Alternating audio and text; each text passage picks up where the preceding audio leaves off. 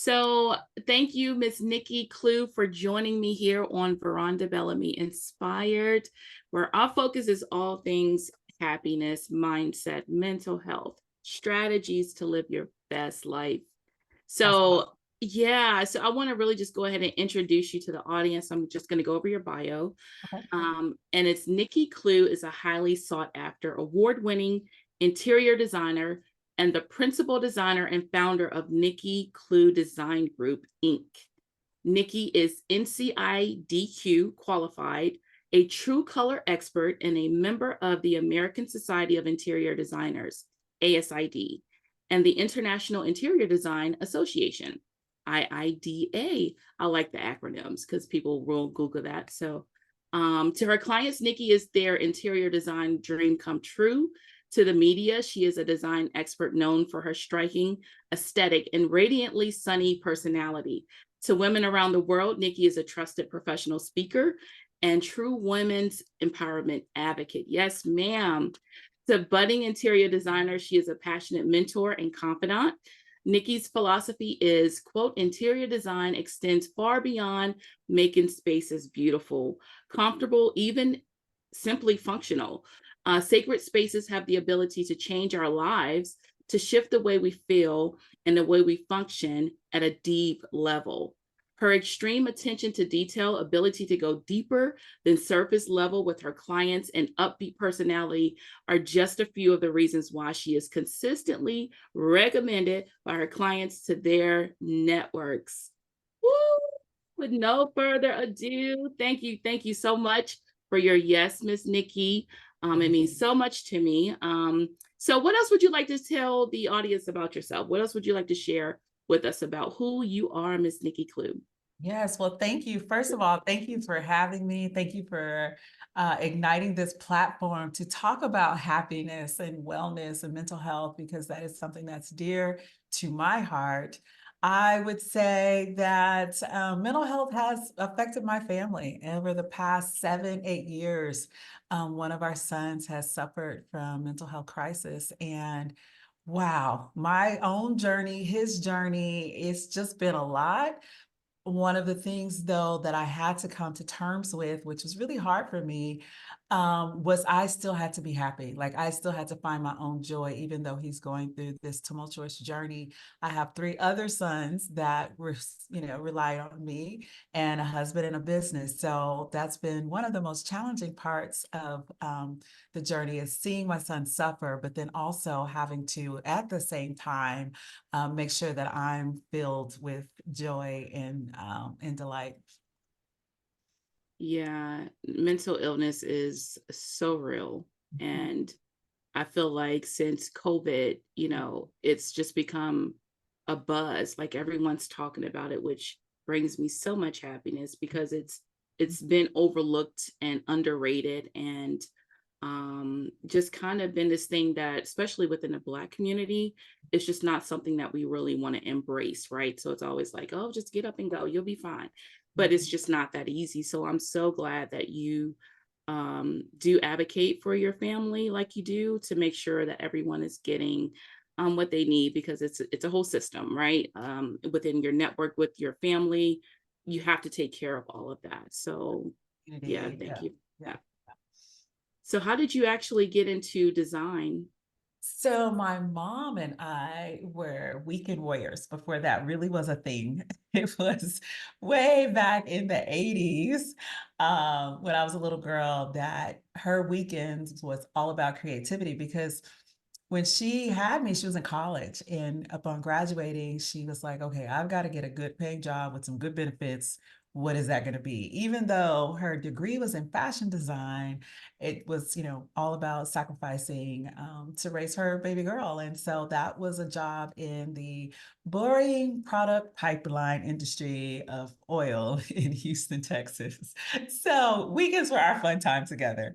And so, as far back as I can remember, I've been decorating and moving furniture and putting up window treatments and light fixtures. So that really was my inspiration, all the way back to as far back as I can remember. Wow. So your mommy. Aw, Yes. Yeah. that's special.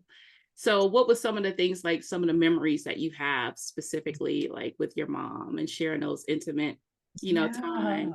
Yeah, I remember painting our guest bedroom, this modeled pink and white. It was on two different sponges so that when you rolled it out, it created this faux finish. Do you remember that? Okay, I do. I do. And then we installed crown molding. That's when I learned how to use a compound miter saw. And yeah, I transformed this, guest bedroom into a space that we were happy to welcome people into. And then she wanted to convert the garage to a larger family room and asked my opinion. What do you think? Should we open up the wall at the front door, back by the kitchen, breakfast room? Like that's when I started exploring space and really understanding, traffic patterns in the home and relating as a family and usage of space and maximizing space. So that was when I was 15. And it's like, oh wow, I can look back and see all the little steps that make this so, intrinsic to me that I can do it in my sleep. So now it's more about in the business, leading the team and growing the business because the gifts are there. Of course, you continue to work on the gifts and stir them and excel with new knowledge. But yeah, it's in my DNA. Mm-hmm. I wonder if she had an inkling back then what her beautiful baby girl was going to grow up and do with her life, like forever. Like, I wonder Right. of that. So interestingly enough, just like it is now with women in tech and STEM, it was a big push back then. So I was more geared towards engineering, math, and science, and because I was naturally good in that as well. I'm more of a left brain, right brain, right? I can just operate in both zones, but so counselors and teachers was a big push towards engineering for me. So I waffled a little bit. I, just kind of floundered in college and then got married and started having babies. And so I just left school. I was just not interested in the chemical engineering degree that I was pursuing at that time. It wasn't until I had my youngest son, we bought our first home and I decorated that home that I was like, you know what, regardless of if I ever make any money in a career, like this is what I really want to do. It was also at the same time of the emergence of HGTV. Mm, So I will say that full circle, I got to come back to my first love, but there was never a push towards this being my career. Although I will say too that my dad was an entrepreneur. So I think they saw that at some point I would be an entrepreneur. We just didn't know it what. hmm. I Yeah. love that. So you kind of had it, like you said, it's just in your DNA, both sides of it, the Right. business Right. and design, right? So you talk about crown molding. Mhm. I guess people still do crown molding. Yeah. People do, yes. I even love doing it in more modern spaces as well because it's the profile that kind of dictate whether it's transitional, traditional, or modern. Yeah. Yeah. I love crown molding. It seems to me, it seems extremely difficult to do, but for you, I'm sure you Yeah. could do it with your eyes closed, right? So in that same vein, like what is like your fashion style? Like I feel like, everyone that does design has a certain energy that comes with, what you're doing. So how would you design, define You that? know, that's a great question because I love so many different things that it's hard to narrow down a style. I would say more than anything, I like comfort. So I can totally kick around in jeans and Uggs and a sweater like all day, every day. When it comes to events and speaking, I'm a little bit more bold in my selections with colors and uh, I would say geometrical, lines, a big bold statement piece. So yeah, I don't know what you would maybe classic with a little touch of avant-garde with, jewelry or a different cut in the wardrobe piece. Yeah, yeah, I love that. So like that little plant right there, like Uh-huh. right there in the corner, right there in Uh-huh. the corner. Yep, that one right there. Plants bring so much personality to a space. How does that happen? Like, Yeah. Yeah, it just brings life and energy. One of the things I love about design is color, is color theory. Mhm. And green universally means new life. And so when you think about colors and their meanings and how they make people feel, because it actually can produce a physiological effect on humans, like color does, right? And so universally, green is newness of life and hope and happiness. And so, yes, plants absolutely not only feed us, oxygen, which we know, but they also lighten our moods. Yeah, plants are so beautiful. I feel like in a therapist's office, like you have to have a plant somewhere. Right. Like, it's like in every corner, somewhere in the office, in every little room you have, there's a plant somewhere. My little plant back here, Oh, right? yep.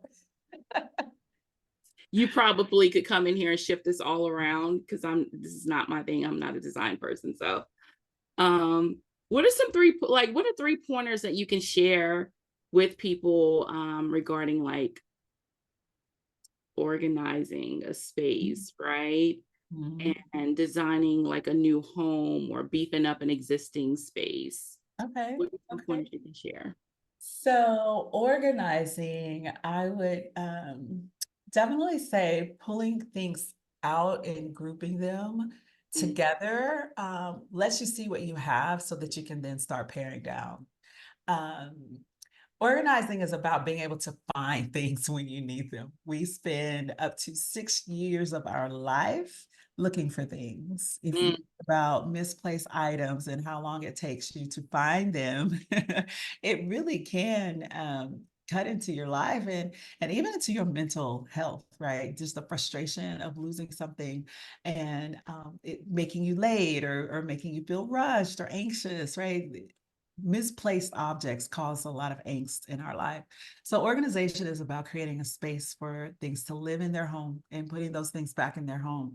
But if they have a space, then eventually you might run out of space. So you've got to start thinking about paring down and releasing some things, keeping only the things that bring you joy and that you really love.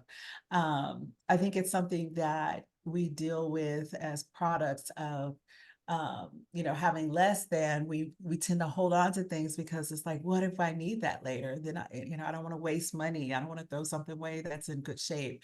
I want to reuse it. But if we can step into a more abundant mindset and know that the things that I need will always be there, and I lack for nothing. It's a little bit easier to release those objects that you just keep hanging around and taking up space that could be used for something better. mm. I feel like you just freed me. Right. And it's generational, right? We got it from our moms who got it from their moms who lived through the depression and had to, reuse foil. Like we're not there anymore. And so we can reshift, we can reframe and shift our focus and start to release some of those things. Yeah, I love it. And I love how you connected it to like mental health, like taking care. Cause I really do feel like your space is symbolic of where you are in your mind, right? Absolutely. And so Absolutely. when you have clutter, it's like to me, I'm like, let's pull back these layers because there's a whole lot going on here, that we What need. else is happening? Yeah. What Why are else is you going holding on? I say time? that all the time. It absolutely is a true reflection of what's going on in your head and your heart. Oh my gosh. And so I guess what's a simple way to like beef up a place, like an existing home that you have? Right. So if say in a new home, maybe in a neighborhood that's a planned, development, and you have builder grade everything, right? You said, let's just, save the upgrades for at a later time. Let's make sure we have a solid footing on purchasing this home. One of the things I like to change out immediately is the lighting because the builder grade lighting is just pretty much cookie cutter, run of the mill, bought it at Home Depot. Although Home Depot and Lowe's are trying to step up their game a little bit and have some more design inspired fixtures, the builder's going to give you the bare basics. So lighting's like the jewelry in a room. It's one of the first things you see when you walk into a space. And so I often recommend that homeowners think about their lighting and upgrade their lighting with their, even with their existing furniture, can give it a whole new look. I love that. So like picking out that chandelier that really does match your personality, as big or as small, as you need it to Right, be. they're modern. Mhm, exactly. It really doesn't matter. I love that. Because you're right. It is the very basic that you get with the new home. Which I don't know if that's fair. I feel like you spend all that money. It's like you could give us a little bit more than just the very bare basics, right? Right. But I love that pointer. So as it relates to design, like what are some of your favorite colors to use? I know you said green before. Any other colors that kind of change the whole vibe Yeah, I of a love space? blues. Yes, I love blues. Um, Most recently, I use my favorite color, purple, in my bedroom. And so I'm loving that feeling. It feels like royalty. It's rich and deep, it's sexy. And yeah, purple is my favorite color. I had a young lady who said she was going to paint her walls black. Mm-hmm. Is that a thing? That is a thing now. It's very, very in. Working with a client in Las Vegas, and they just bought their new home, and a couple of the walls we've made black, and it's just very striking. It's a two-story entry room, living dining combo, and that big back wall we painted it all black, and we'll hang art, some of our own original photography on that wall. So yes, black is it's neutral, and it can be used to accentuate other items around it. But it can also be used to ground a space. I use black in a lot of different ways with picture frames and accent pieces. My kitchen has black uppers and walnut at the bottom. So yeah, black is a very in color right now. I know I've seen like some homes here in Charlotte, like the siding is black. Mm-hmm. Like this is a whole thing. Because when the girl said it, I was like, I can't see that. Like I just Mm-hmm. couldn't see the black, Right. and it felt like too dark. Mm-hmm. Mm-hmm. But Yeah. when I see the homes that are black, it's like, wow, that's different. It's unique. It's something about it. It's Mm-hmm. very, I don't know, like just your Striking. eyes. Yeah, striking, Yeah. when you catch it. So Yeah. yeah. One of the ways to lighten and brighten is literally by adding lighting. In my own kitchen, we've done toe kick lighting. So, under cabinet lighting, that's pretty standard now. But if you think about adding lighting to the toe kicks, like right under the base of the cabinet, it just adds a whole different appeal. Oh, I feel like I have a 4-year-old. I feel like she would love that. She, Yeah. she would gravitate towards it, like, Mommy, turn the lights on, and it'll become a Uh-huh. on and off thing, right? Yeah. Yeah. I love that. And so, like, what are some of I know we talked about crown molding, but I see a lot of people using, I don't know what it's called, where they do like the stripping on walls. Like, it Mhm. looks like a crown molding, but it's very narrow, and they use it in different designs. And Right, what right. is that? So the furring strips and board and batten is what the official name of it. I think of it as a structural thing that we would use when installing marble up a wall, up a fireplace. But now it's a design element. It can be architectural detail. You've seen it in hotels. It's like the front desk backdrop where there's strips of wood and they're just in their natural state. Can be very beautiful, very organic and zen-like. So, Mm-hmm. or you can get very geometrical and have patterns and shapes and do all kind of cool funky things. So little mid-century modern vibe, kicking in. But yeah, I love the architectural detail of using the board and batten and other furring strips in application. Yeah, it feels really abstract because you can see Mhm. it in so Yes, many different that's shapes. visual texture, and so yeah, that definitely is a way to relieve a boring room of its blandness. Yeah, I love it. So I have a cousin who just bought a home, like, how do you, like, what's a way to like pinpoint a color theme for your new home? You Mhm. know, like how do you narrow? Because there's so many colors, Yeah, right? yeah. One of my favorite tools is using design-seeds.com.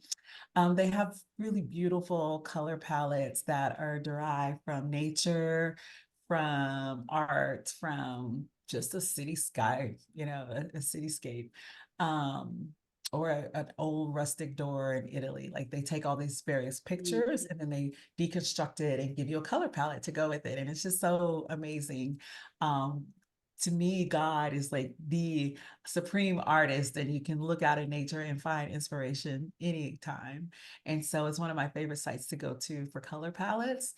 Now, what I do when I'm working a full blown, multi-room project, whole house project, I will take the floor plan and we will map out from room to room to room what color palettes could be. So there's a flow and there's a tie through, maybe blue is the tie through, and in one room you have blue, purple, and pink. I'm just making up something off the cuff.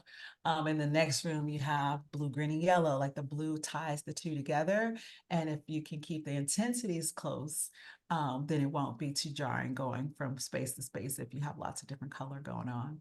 Or you could go with a nice neutral, you could go with a color that's as close to white as it can possibly get. So a blue, that's a white but has a blue undertone, or green but it's a white but it has a green undertone. That's a really safe choice to add color to your wall without just having white walls or builder brown walls.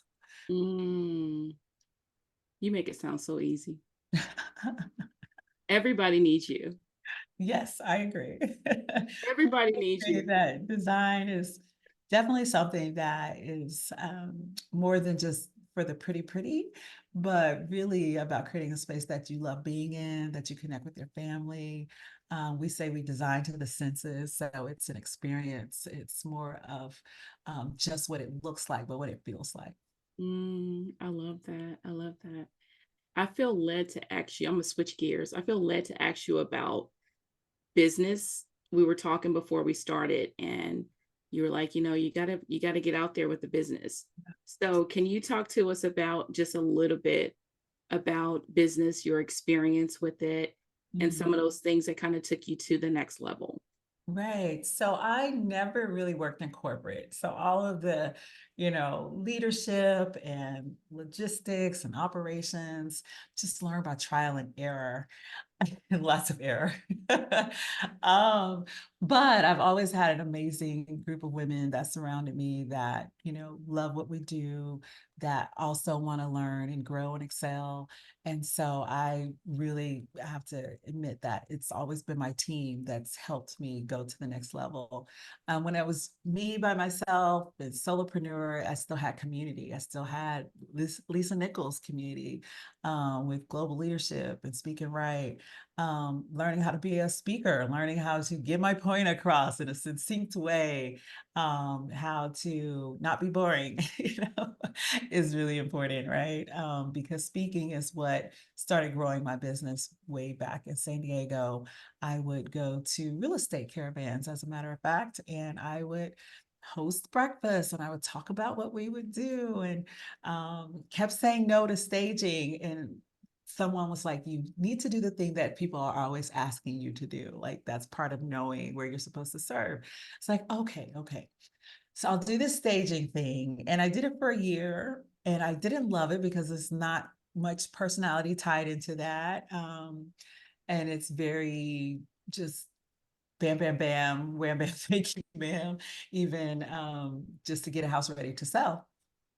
But what it did was it gave realtors an experience with me and my company and my professionalism, the fact that I'm going to do what I say I'm going to do, that I'm going to do it in a timely fashion. And so it just earned trust doing that staging for the year plus that I did it. And that's when my client base really started growing in the remodeling, kitchens and baths. Realtors would know, oh, this couple loves this house, but they're going to want to change all the flooring and redo the kitchen.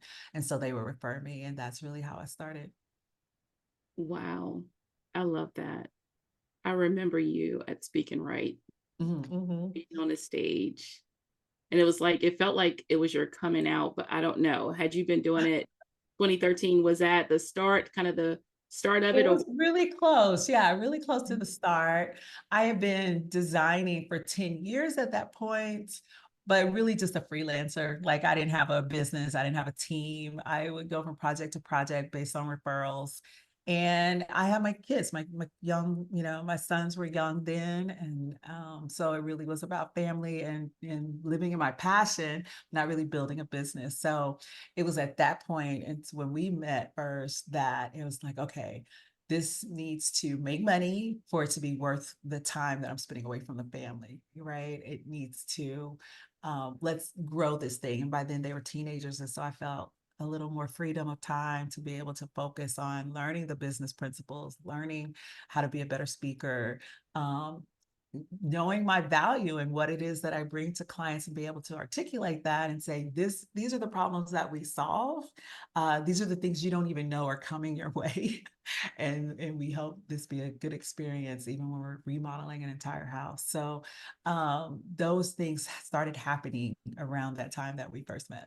I love that. Wow. And so as you're saying it, like I'm thinking about even myself, right?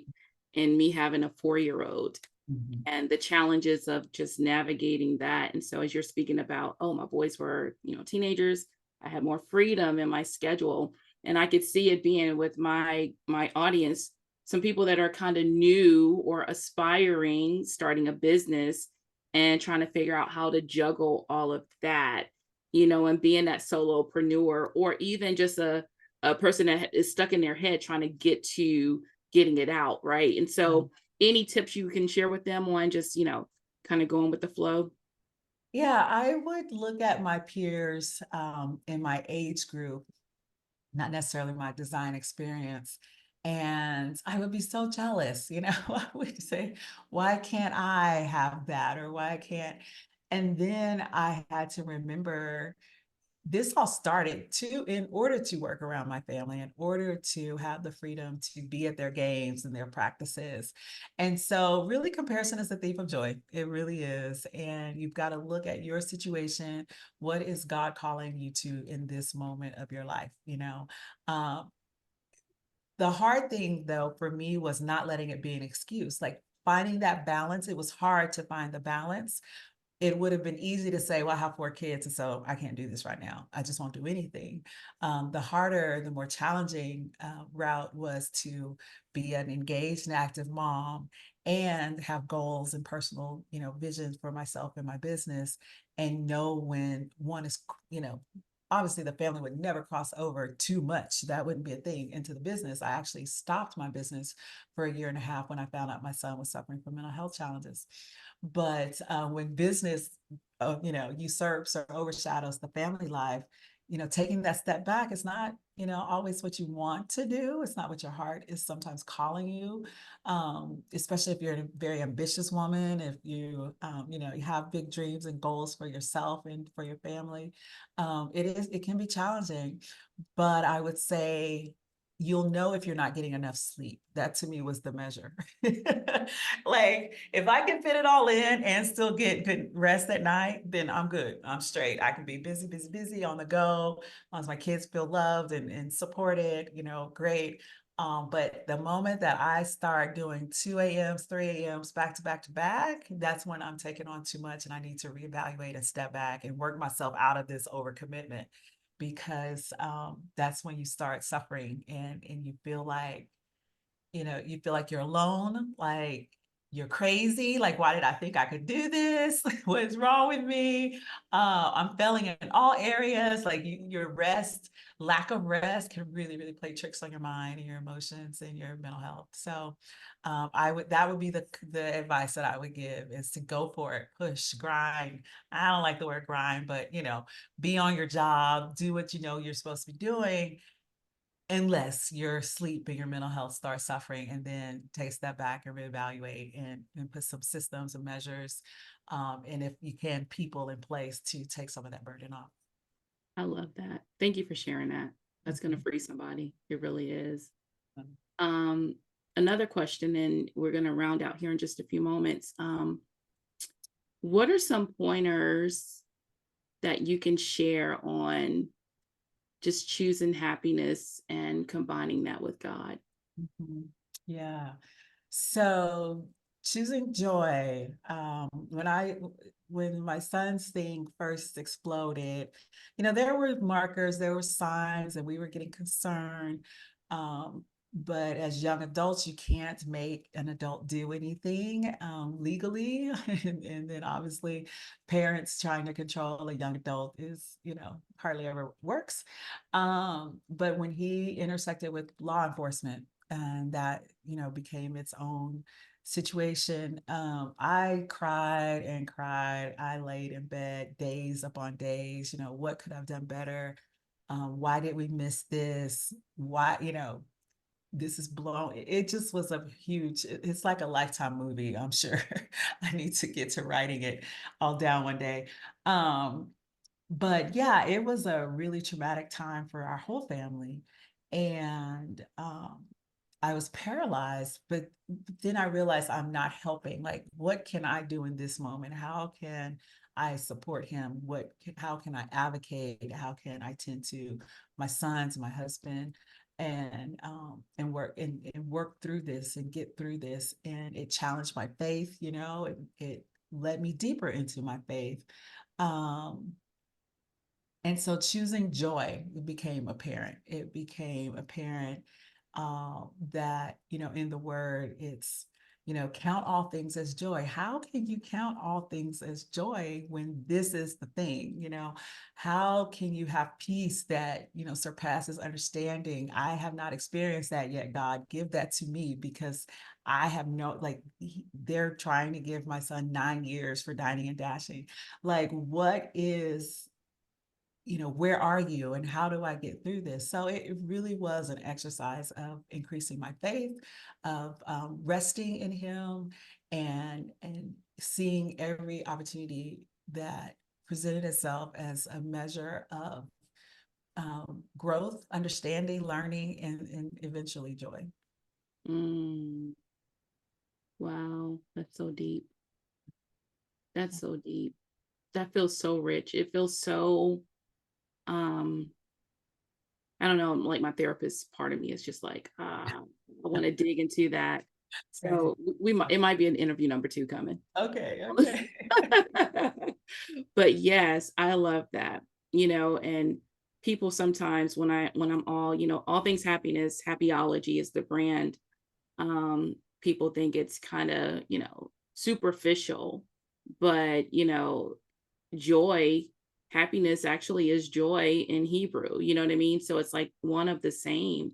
And people don't realize that you literally can choose it. It doesn't mean that you have to have a perfect life. It doesn't mean that you have to make all the money in the world. It doesn't mean any of that. It's the most homeless person can have happiness within Yeah, themselves and choose it, as they yeah, go about their days on a day-to-day basis, right? And so thank you for sharing that very sacred story with us. I appreciate that.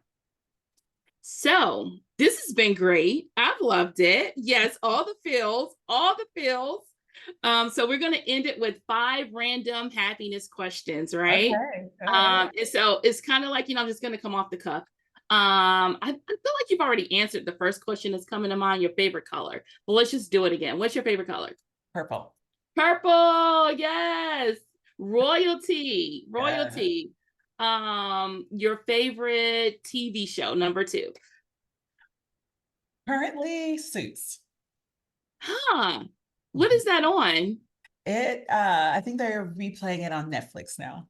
Mhm. Netflix. Okay. You're like the third person I've heard talk about that. I'm gonna have to check it out. Yeah. What's your favorite number and why?